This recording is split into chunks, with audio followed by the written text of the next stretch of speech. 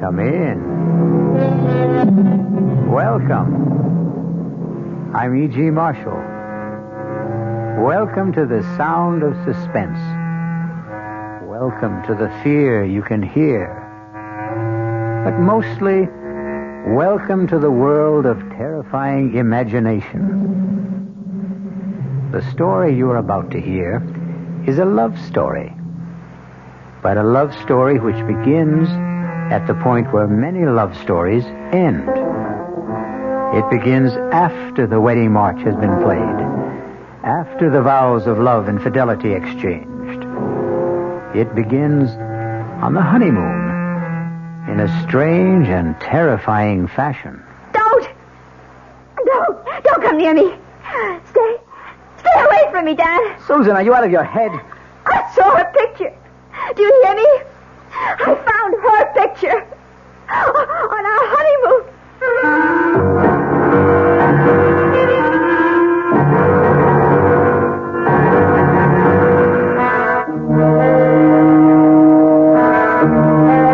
Our mystery drama, Deadly Honeymoon, was written especially for the Mystery Theater by Henry Slessor and stars Betsy von Furstenberg and Michael Wager. It is sponsored in part by Anheuser-Busch Incorporated, brewers of Budweiser, and by the Kellogg Company, makers of Kellogg's Special K cereal. I'll return shortly with Act One.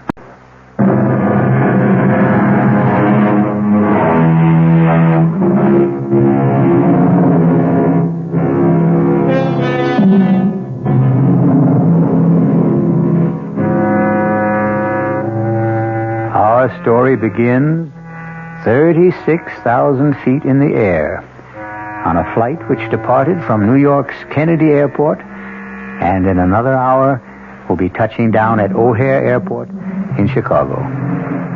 There are almost 100 passengers on this flight, but an observant stewardess is giving special attention to that handsome couple in seats 18A and 18B. Perhaps it's because all honeymooners have a special radiance. Are you sure you wouldn't like some more coffee? Oh, no, thanks. Not for me. I wouldn't mind a cup. Here you are. Thanks. Just ring if you need anything else. You'd think we were the only people on this flight. As far as I'm concerned, we are. Oh, Dan, I feel absolutely drunk with happiness. Is that a funny word for the way I feel? No. It's a great word, Susan. I was flying hours before we got on the plane. Oh, what time did you say we land in Chicago? About 2:30. Is it far from the airport to the hotel? No, actually, it's only about a half an hour from O'Hare to downtown. About 16 miles. Still, I don't think we'll have time to make Evanston today, do you? Well, it might be better to go in the morning. You can call your aunt from the hotel. Dan, you sure you don't mind going to Evanston? I mean, I just couldn't possibly be a few miles away and not see Aunt Clara. Besides, I want to show off my new husband to somebody, and she's all the family I have. Was she your mother's sister? No, my father's. She came east when my parents were killed in that crash. Stayed with me for a month or so. That was about the most that either one of us could stand. She sounds like a holy terror. Oh, no, she's just crotchety, that's all. But she'll only be more crotchety if she learns that I passed through Chicago and didn't even stop by.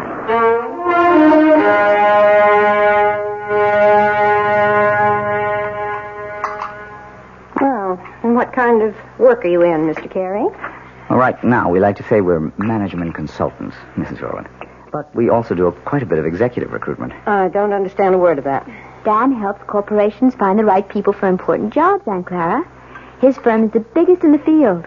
Isn't it, Dan? Well, it's always hard to measure business like ours. But it has offices everywhere, doesn't it? In most of the major cities, yes. And now Dan is going to take over the branch in San Francisco. He's going to manage the entire thing. Is that some kind of a promotion? Oh, of course it is. I asked the gentleman, Susan. Speak when you're spoken to. Oh, sorry.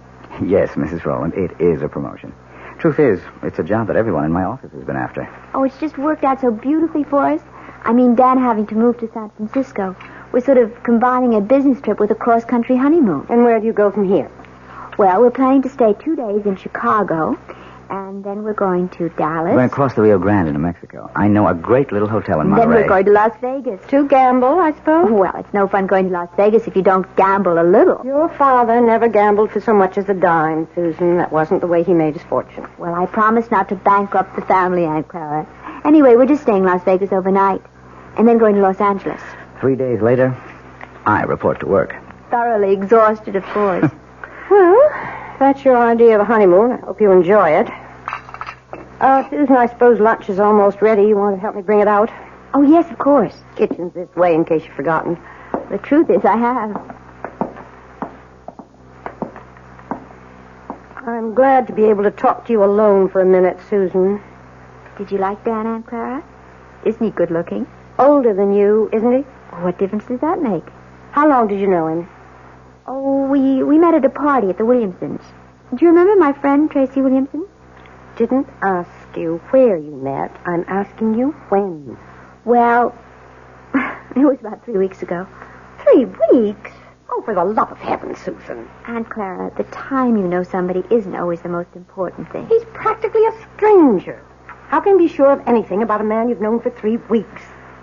From the time we met, I saw Dan every single day. Susan, when a girl is all alone in the world, when she has independent means Please, of her own... Addie, don't start in about Dan being a fortune hunter. I don't have that much money, and it's all in trust anyway. And I assure you, Dan earns enough income to take care of us both very well. Well, I'm sorry, Susan. I know I don't have any control over what you do. You're too old for that. But I've seen something of the world, too, you know. And the most important lesson I've ever learned is never trust a stranger. Oh, Aunt Clara, that's ridiculous. Now, can we bring out the lunch?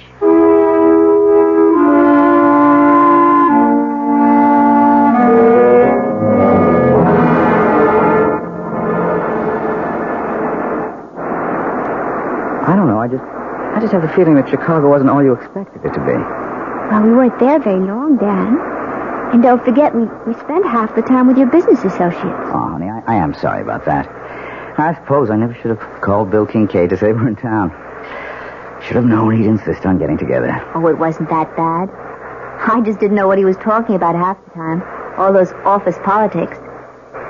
Yes. Well, Bill loves to gossip.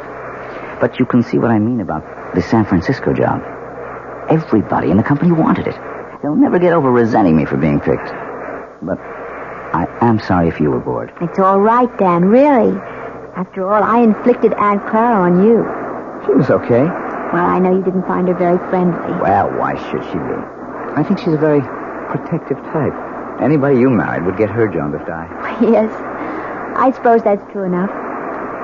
Dan, how long did you know Terry Williamson? Who? Terry, my ex-roommate. We met each other at her house. Or have you forgotten that already? Tell you the truth, darling, I didn't know whose house I was at that night. Oh, so Terry wasn't the one who invited you? No. It was a man named Bob Chambers, one of the executive types. I got placed at General Utilities. Don't ask me who invited him, because I don't know. I see. So it was all sort of roundabout. What's the difference? Still turned out to be the best party I ever attended. Yeah. Hey, something the matter? Oh, no, of course not. Nothing at all. Dan, where did you say we were staying in Dallas? It's a little hotel called the Lazy Sea. It's kind of rustic, but I think you'll like it. Besides, we'll only be there one night. We'll rent a car in the morning and drive down to Monterey. You really know all the offbeat places, don't you? Well, when you travel around enough, I guess you begin looking for them. You haven't done that much traveling on the job, have you? Huh? Well, no, not that much. Say, do you know the name of the airport in Dallas? I forget. It's called Love Field. Isn't that a great name for honeymooners? Yes.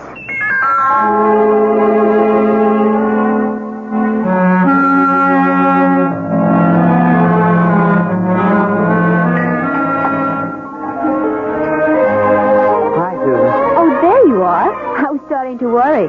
No, I had a little trouble with the phone lines back to New York, but I got through okay. Everything all right? Yeah, sure, everything's fine. Hey, you look a little strange, though. Oh, no, I'm all right. I had a drink while I was waiting for you. Say, you better watch that tequila. It sneaks up on you like a bandito. Actually, something sort of funny happened. What do you mean? Dan, when we were in Chicago in that restaurant, I forget the name of it. The place we went to with Bill? Yes, when you and your friend were talking about all the office politics back in New York, I saw this man looking at us. What man? Well, he was at the bar. I'm not even sure why I noticed him. He was wearing this plaid raincoat. I remember wondering if it had started to rain. I guess you were just bored with all our talk. Anyway, I saw him turn to look at us. Probably to look at you. Can't blame him for that. The funny thing is, as soon as you turned around, he got up very quickly and left. Susan, I don't remember seeing anyone in a plaid raincoat. And I'm afraid I don't see anything unusual about it. Well, I guess I didn't either. I probably wouldn't have given it another thought, but I think I saw that same man here again today. In Monterey? Oh, you're kidding. I can't swear it was him. I didn't get a good look at his face the first time. All I really noticed was the coat. And you saw the coat again? Is that it? Yes. He was carrying it over his arm. Oh, darling. You know the story about the airport truck? Airport truck? No. Well, this guy on a plane looks out the window and sees one of those little red airport trucks. You know, fueling the plane, bringing food aboard, something like that. Anyway, the plane takes off from New York and lands in Chicago. Another little red truck comes out to meet it. The guy next to him says, "Hey, we made good time, didn't we?" And he says, "Yeah, but that little red truck really made time." Well, I can see that I didn't marry a great audience. Oh, I'm sorry, Dan. It's just, it bothered me a little. Oh, forget it. And speaking of airports, next stop, the City of Angels.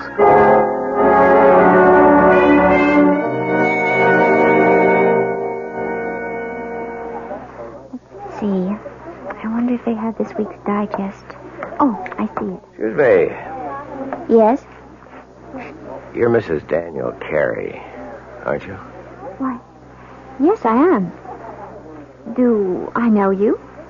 No, Mrs. Carey, but I know you.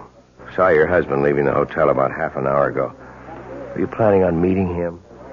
Wait a minute. I've seen you before. Have you? You're the man with the coat, the plaid raincoat. Well, you happen to be right. I do own a plaid raincoat, but with this nice sunny weather... Excuse me. Look, Mrs. Carey, I know it seems as if I'm following you. Yes, it does. Well, okay, it's true. But I've had a reason. Such as? Could we talk about it someplace? There's a coffee shop in the hotel. I'm sorry. I don't even know who you are. Maybe it would help if I introduced myself. My name is Harrington, Lieutenant Gale Harrington, attached to New York City Police Department. Police? That's right, Mrs. Carey. So you see, what I have to discuss with you is police business.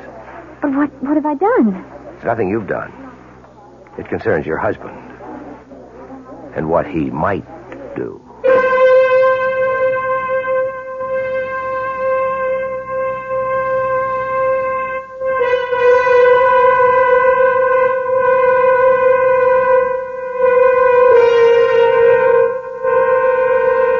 It looks like Dan and Susan Carey's honeymoon is in for a surprise.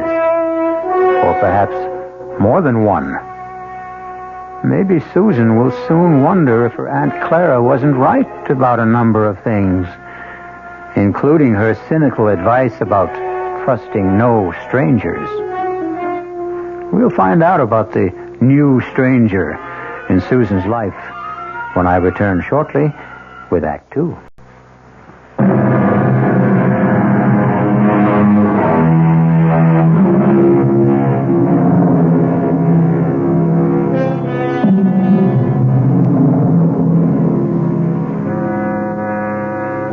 In the pleasant, cheerful atmosphere of a coffee shop in a large Los Angeles hotel, newlywed Susan Carey finds herself facing a man she has never seen before. A man whose solemn eyes look at her over a steaming cup of coffee and seem to warn her of nightmares to come. But so far, Lieutenant Gale Harrington of the New York Police Department is merely asking questions. How long have you been married now? Only about 10 days. Was it a long engagement? Did you know your husband for some time before? No, not very long. Well, could you be more specific? How long ago did you meet him? And where? Well, it's a month now. Just about that. A month? Then you really don't know much about him, do you? Oh, you and Aunt Clara. Beg pardon? Lieutenant, will you please tell me what this is about? Has my husband committed some crime? Is that what you're implying? Oh, I didn't say that, Mrs. Carey. But believe me, it would be helpful to both of us if you could just tell me a little bit about the circumstances. You know, I don't see why this has to be so one-sided. Now, please bear with me. All right. I met Dan at a party at a friend's house about a month ago. We talked a lot. We liked each other. We started dating. I saw him every single day. What business did he tell you he's in? You make it sound as if he lied to me. No, I didn't mean to do that. He's a management consultant. I know he is. He's just gotten a very important job in San Francisco, head of the entire office. We're going there tomorrow. So that was the purpose of the trip. Yes. But since you've been married 10 days, I gather it's a honeymoon as well. Well, naturally it is. Yes, naturally. Lieutenant. Miss Carey, do you know if your husband was ever married before? Married? No. Are you really certain? It's police business. Tell me that Dan's a bigamist or something? No, Mrs. Carey, certainly not that. Then what is it? I'm going to tell you, but you have to understand one thing. Now, I am not assigned to this case anymore. My interest is strictly unofficial. I may be completely mistaken, but you're the only one who can prove it one way or another. Prove what? About whether your husband ever called himself Don Crawford. And once, 4 years ago, David Chase. See? All the same initials, like Dan Carey. You are saying he's a criminal? Not just a criminal, Mrs. Carey. A wife killer. You're crazy. I hope so. Believe me, I do. Let me start at the beginning. If you still think I'm crazy by the time I'm finished, I'll be happy to buy you that coffee and go on my way. But if you think I'm not, if you have any doubts, then I want you to tell me so and let me help you. All right. Go on. I know you're wrong, but go on. I first heard of Don Crawford back in 1965 when I was attached to the homicide detail in the Los Angeles PD.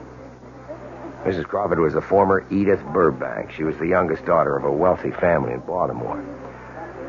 Only when I saw her, she was never going to enjoy her money anymore. She was dead. Her throat had been cut by one of those, quote, mysterious intruders, unquote, that the papers like to write about. Her husband, Don, was broken-hearted, naturally. They'd only been married 4 weeks. But her death also made him some money. Not a fortune, really. There was a mix-up about her will, and he ended up with nothing but a handsome payoff from the family. Mrs. Carey, you okay? I can't believe I'm sitting here listening to this. I won't be long, I promise. Anyway, I was assigned to the Crawford case, and I didn't exactly cover myself with glory. You mean you never found the mysterious intruder? That's right. So naturally, you decided that maybe there wasn't any. Let me go on, Mrs. Carey, okay? Yes, go on. Anyway, I ran into a similar case about 4 years ago. The murder of a young bride, fresh from her honeymoon. A broken-hearted groom named David Chase. I thought Chase and Crawford were one and the same man. But I couldn't convince the district attorney of the resemblance. But I am still convinced, Mrs. Carey. And you think Dan is the same person? Oh, he's changed again, of course. His hair is lighter than Chase's. He's thinner and paler. But there's something about the face I can't forget. And even if it's true, you still have no proof. Is that it? You couldn't solve your case, so you're holding on to your first solution. Wait, Mrs. Carey. Let me tell you why I was so sure that Crawford and Chase were the same man. It was because of the honeymoon. What? It's my theory that their honeymoons were identical. A compulsive honeymoon, you might say. That is ridiculous. Criminals are like that. Creatures of habit, most of them. Afraid to change a pattern, maybe for fear that their luck will change with it. What do you mean by it? I stumbled on the coincidence accidentally. But as far as I could trace it, Don Crawford and David Chase took their brides to the same places. They did the same things. And I knew that if I ever saw that pattern duplicated, I would have my killer. I hope I'm wrong, Mrs. Carey. But you are the only one who can tell me. And my first question is this. Was your first stop Chicago? Yes. Yes, of course it was. And you knew that. That's where we first saw you, in Chicago, in that restaurant. Okay, I just wanted to make sure. You can't possibly make something out of that. Dan wanted to see people in the Chicago office, and I thought it would be nice to visit my aunt in Evanston. She's my family. Was your next stop after Chicago in Texas? Yes. We went to Dallas. Dallas is a wonderful place to visit, Lieutenant. I don't see anything so peculiar about that. Both Chase and Crawford went to Dallas. They chose offbeat hotels. I guess they didn't care to be seen very much. Where did you stay in Dallas? It was a perfectly nice hotel. I don't think you could describe it as offbeat. All right. And then the next stop would be Monterey. You knew we were in Monterey because that's where I saw you the second time. By that time, Mrs. Carey, I'd made up my mind to follow you. Are you saying that these supposed wife killers you're talking about also went to Monterey? Yes, they did. And from Monterey to Las Vegas. Well, then you're wrong, Lieutenant. You're completely wrong. You mean you didn't go to Vegas? No. So there goes your famous theory, doesn't it? Well, I admit I'm We changed our mind about Vegas. We decided that we might be too tempted to gamble away all the money we had for the trip. Ah, so you did have it on the schedule. Well, yes. Yes, we did, but we didn't go. You really think that changes the pattern?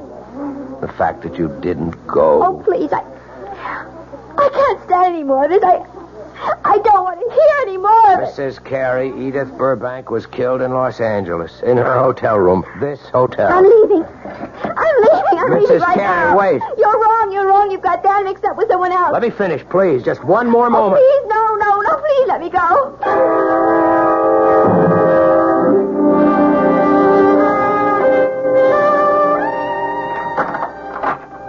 Well, there you are. Oh. I didn't realize that you were back already. Yeah, I told you I wouldn't be gone more than half an hour. I thought you'd be in the room. I went downstairs to get a magazine. Didn't they have any? Well, I guess I forgot to buy one. I got to looking in the windows of the dress shops, and I forgot my original purpose completely. Susan, are you okay? Of course. Why do you ask? I don't know. You've got that funny look in your eyes again. Have I? Doesn't matter. They're still the two most beautiful eyes in the world. Hey, what is this? Don't tell me the honeymoon's over so soon. Why do you say that? That was like kissing a snowman. I guess I just don't feel like myself today. I think maybe, all this traveling has worn me down a little. Oh, I'm sorry. Well, we don't have much further to go. Just one more plane trip to San Francisco. Yes. Look, maybe you'd rather not go out tonight. Maybe you ought to stay in, order some dinner in the room. I don't mind. But you wanted to go to that restaurant, the one you told me about. You've been looking forward to it. The Landmark? Yeah. Well, I did want to try the place. It was supposed to be really spectacular. But you've never eaten there before. Well, no, how could I? I've never been in L.A. before. I was thinking today that, well, you seemed to know the city so well when we drove around. You didn't seem to have the slightest trouble. The streets are very well marked in this town. It's really a pleasure to drive here. Look, you know what I think? I think you ought to take a nap before dinner. Yes. I was thinking of lying down, but I don't think I can sleep. Okay, then. Just read your magazine. Wait a minute, you haven't got one. I'll take care of that. Where are you going? Going to get my bride something to read. How about a nice magazine about cooking? You know, I never did ask you if you can cook. Just get me a news magazine of some kind, all right? Uh-huh, the brainy type. I should have known. See you in 10 minutes.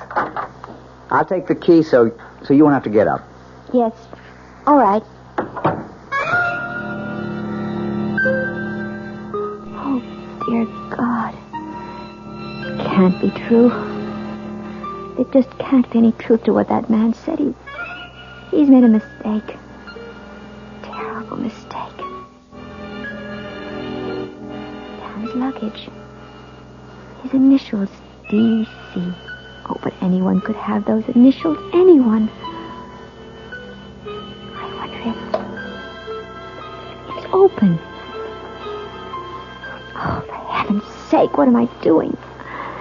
Searching my husband's luggage like some kind of hotel thief. No, I won't do it. I won't. I'm not going to believe any of it. I won't. Who's that? Hello?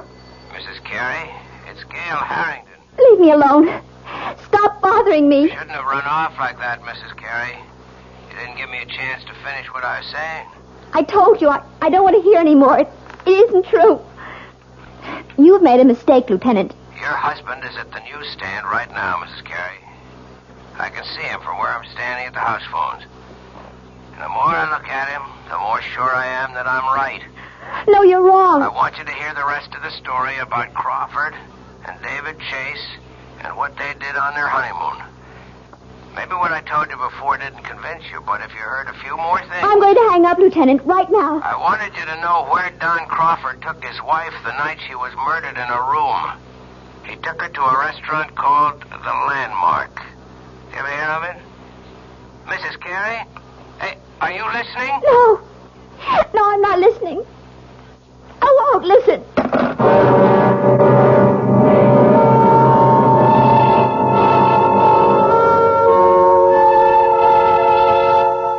And so Susan Carey seems to have a date at the Landmark restaurant in Los Angeles with her loving husband, Dan. If she keeps the date, something tells me that she's not going to do their cuisine very much justice. Because one needs peace of mind to enjoy good food. Fear affects the salivary glands, and terror ruins the taste buds. I'll be back shortly with Act 3.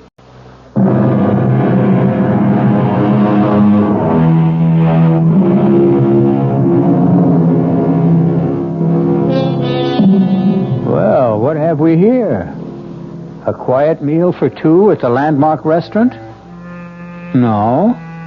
We seem to be in a hotel room. The same room in which we last saw our honeymooning couple, Susan and Dan Carey. Obviously, there's been a change of plan. Room service has provided the meal for the two lovers this evening. Can it be that Susan Carey has decided that if there is a pattern, it must be broken? Have some more wine, honey? No. I really don't think I want any.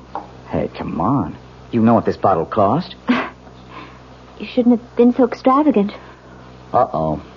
That sounds more like a wife than a bride. Well, $18 is an awful lot for a wine, Dan. Especially when I really can't drink that much of it. I just wanted to make up... Well, never mind. You mean for not taking me to the Landmark? No, it doesn't really matter. I told you, it's fun to eat in the room. It's very elegant. I'm sure you were disappointed at... No, I really wasn't. Look, we're not going to be very far from Los Angeles. We'll probably fly down from San Francisco a few times a year. There are dozens of wonderful restaurants in San Francisco, too, aren't there? So they tell me. I'll ask the guys at the office for recommendations. I think this food is quite good, don't you? Yeah, sure, it's fine. Tastes even better with the wine. Well, all right. I'll have some more, I guess. That a girl. Now, look, I'm not trying to get you drunk, you understand, so I can take advantage of you. Although, come to think of it... Dan, oh, don't. You almost knocked the table over. Sorry, I guess I got a little carried away. You look very delectable in that robe. Oh, did you really like it? Irresistible. I didn't take much of a wardrobe with me. Yeah, you said you were going to buy clothes in San Francisco. Yes, if I can find out where to go, I'll take you down to Union Square. I hear that's the place. Oh, I have told you about the weekend, haven't I? No. What about it? Well, I thought we'd get our first look at the town by taking one of those Circle Line cruises. That okay with you? Oh, yes, that sounds lovely. I love to see places by water. And if we can squeeze it in, we might go picnicking in Golden Gate Park. They've got this Japanese tea garden. It's supposed to be very nice. Yes. All sounds wonderful, Dan. Susan, I just wish you felt better. Listen, maybe you ought to check with the hotel doctor in case you picked up a bug or something. Do I look that bad to you? No. You look just great to me, darling.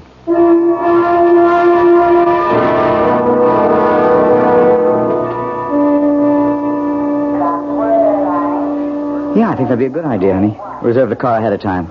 Then we can pick it up right away in San Francisco. Whatever you think, Dan. You wait right here. I'll go over to the counter. It's all right. Be back in 10 minutes. All right, Dan. Mrs. Carey. Oh, no.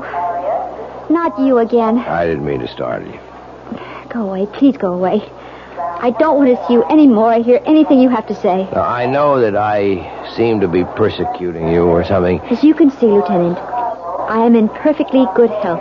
I was not murdered in my sleep in that hotel room. Look, Mrs. Carey, I've only got a few minutes before your husband gets back. I just wanted to finish my story about this other guy, this David Chase. I don't care if you are a policeman.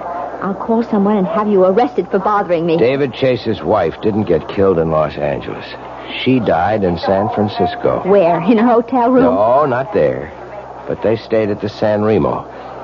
Is that where you're staying? Yes, but millions of people do. No, there wasn't any mysterious intruder this time. In fact, Mrs. Chase's death was listed officially as an accident. She had a little too much to drink at dinner, and her feet got tangled up on top of a very steep hill. The fall broke her neck. It was her very first day in San Francisco. She and her husband had quite a day, too. They took one of those boat cruises to see the city. Then they went to Golden Gate Park, to the Japanese tea garden. Miss Carey, are you okay?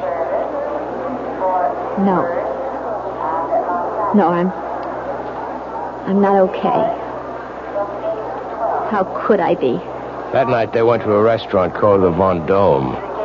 That's where the lady drank too much, at least according to her husband. Oh, dear God. Listen, Mrs. Carey, I can't follow you anymore. I've got a job to get back to. I want you to take this.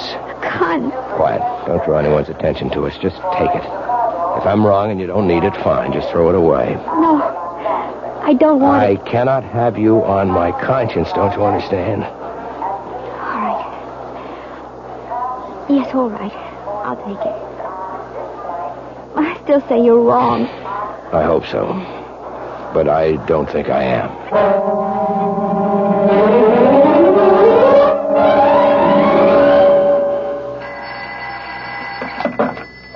Hello? Mrs. Carey? Yes? This is the message desk. Your husband left a message here for you at 4 o'clock. Oh, I've been out until now. Would you like me to read it to you?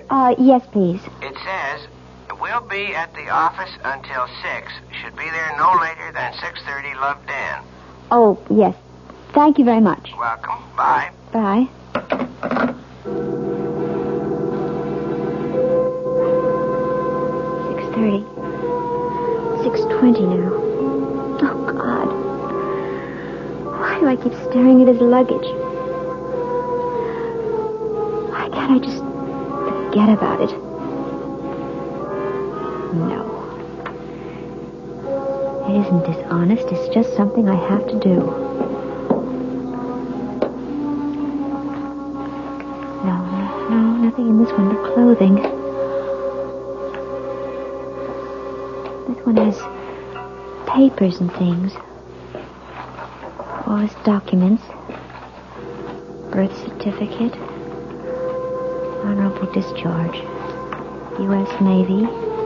Daniel Eldon Carey. That is his name. It is. That Matt Harrington was wrong. Doesn't this mean he was wrong? Or does it just mean that... No. I'm not going to start thinking that way. These look like photographs. Maybe it's family. Oh, no, wait. This picture is signed. Such a pretty girl. To Dan. All my love forever, Edith. Edith. What was the name he said? That policeman, what was the name that man's wife was? Wasn't it Edith? Oh, no. Who is it? It's me, honey. Oh, 1 second. Hi, sweetheart. Sorry. I forgot to take my key. Hey, I'm not late, am I? I told him at the desk I'd be back at 6. Well, it's not even that. Hey, why is it so dark in here, Susan? Oh, I just got back myself. I didn't think of turning on all the lights. Susan, I have a confession to make. I wasn't at the office at all. My new staff thought they ought to prison the new boss. I tell you one thing about San Francisco. It's a hard-drinking town. Susan, what's the matter? Dad, I found her picture. What? I found her picture. Your first wife's. What are you talking about? I was never married. Then what's her picture doing in your luggage? Hey, what's going on here? You must be drunker Look than I near am. me. Stay away from me, Dan. Susan, are you out of your head? I saw her picture. Do you hear me? I found her picture. On our honeymoon. Now, wait a minute. Do you mean Edith? I know all about her. Yes, and about the other one. She drank too much, too, didn't she? She was drunk, too. Now, look, will you calm down? Is that what you were planning to do tonight? Get me drunk? At the restaurant? You were going to take me out to dinner tonight, weren't you? Of course I was. I asked one of the guys at the... I can tell you the restaurant he picked. Do you want me to tell you the name of the restaurant, Dan? It's the Von Dome, isn't it? What? Oh, yes. I mean, it is. How did you know that? Because I know it all. I know everything. Oh! No, don't come here. I'll call the police. Now, Susan, look.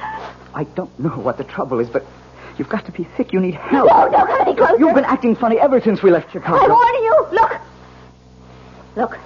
My God. I've got a gun. Susan, put that down. I'm not going to end up like them. Give me that thing, Susan. Don't. Oh, don't, Susan. please.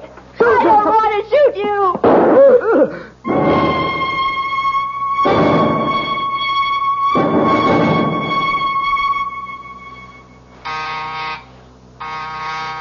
One second. Wow. Mr. Harvey? Mrs. Carey, I didn't know that you were... Look, let me just get a shirt on. I was just shaving. I'm sure you're surprised to see me, aren't you? Yeah, I am. I didn't expect that you'd... what brings you back to L.A.? I'm sure you know, Mr. Harvey. That is the right name, isn't it? Not Harrington? I guess that means you know all about my little joke. The gun wasn't a joke, was it? The gun was real. Now, look, I can tell you're upset, but I didn't mean any harm. I mean, I like Dan. I really You do. despised my husband, Mr. Harvey. Why don't you admit it? You hated the fact that he got the job you wanted in San Francisco. And all you got was an assistant manager's job in Chicago. You are wrong. I just thought it'd be a good gag, a good joke on Danny boy. Yes. I've heard about your reputation. The great practical joker. You thought of a great one this time. Yeah, but that's all it was. You gave Dan the itinerary for our honeymoon trip. You were just being helpful, of course. You gave him all the names and places, all the benefit of your traveling experience. That was the gag. See, I thought if Dan took you to all the places I listed for him... You even knew about Edith, the girl he was once engaged to, the one who died. She became his murder victim in your little fantasy.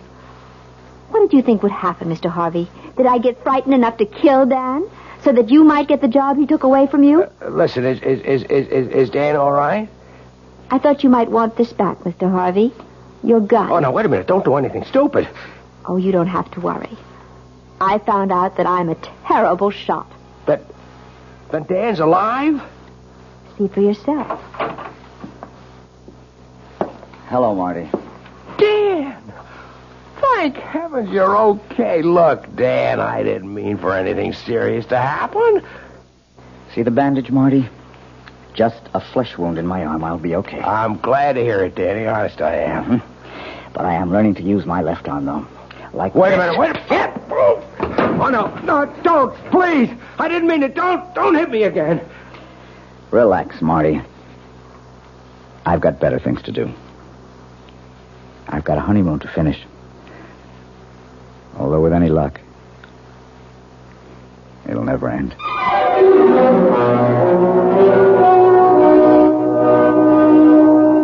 So you see, even murder stories can have happy endings. Martin Harvey may have spoiled Susan and Dan's honeymoon, but that doesn't mean he managed to spoil their marriage. No. If that's going to happen, Susan and Dan will take care of that all by themselves. I'll be back shortly.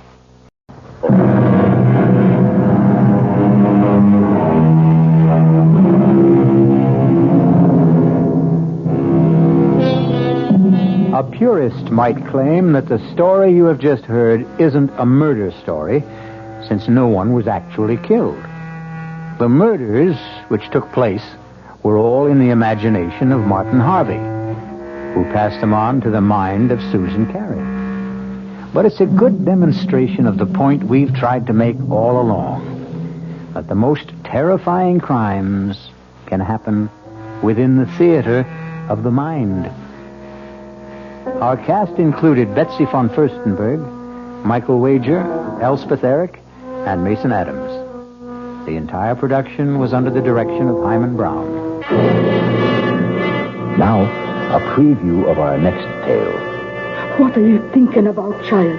The day you said it was bad luck for us to see each other before the wedding. Nobody believes those old wives' tales. Nobody believes so many things that are outside the ordinary. Did you see Michael's body after? Don't talk about that, lass. I knew they said the horse trampled him. I asked Dr. Ferguson about the hooves, and he wouldn't tell me. You'd tell me, wouldn't you, Jeannie? Oh, tell you what? Were they like horseshoes, or were they cleft in two? Were they cloven hooves? In the name of God, what are you saying? I'm not speaking of God. I'm speaking of the devil. This is E.G. Marshall inviting you to return to our Mystery Theater for another adventure in the macabre. Until next time, pleasant dreams.